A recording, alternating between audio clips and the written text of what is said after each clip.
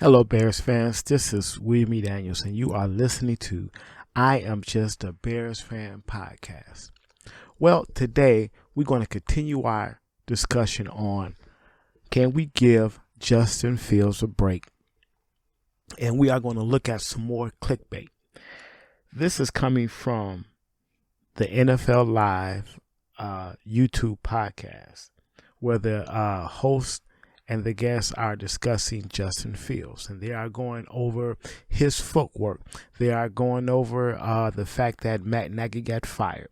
They are going over the same things that we've been talking about ever since the end of the season. The same things we have been discussing ever since Matt Eberflus and Ryan Poles were hired. Discussing the same things that we've been talking about since Luke Getsy was hired as the offensive coordinator.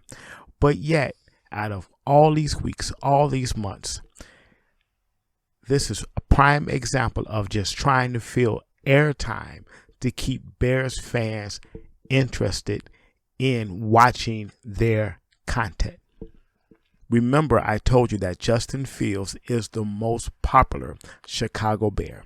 So let's listen in to see what they have to say. He's not going to work here anymore, and he's not going to be the head coach there. They're going to go and get somebody to make sure that the offense is hyper-focused on what the skill set of Justin Fields has, and that's moving in the pocket, that's making fits, giving fits to the D-line, that's trying to get after a quarterback that can scramble, throw from the run.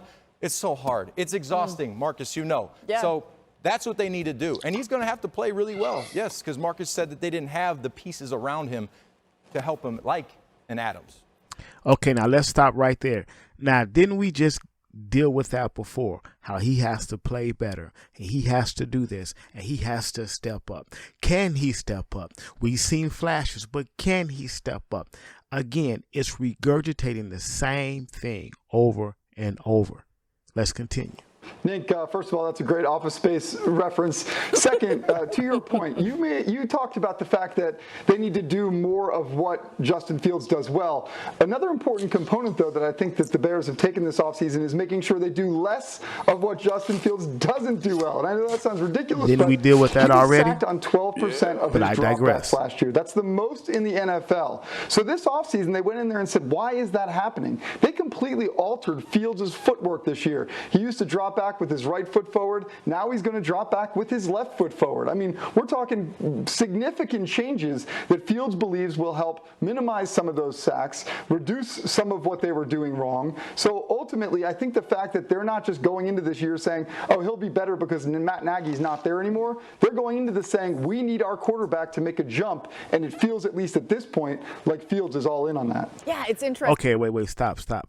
See what I'm saying? Again, just about every national podcast show, including some YouTube channel, is going over the same thing, discussing his footwork. Okay, we get it.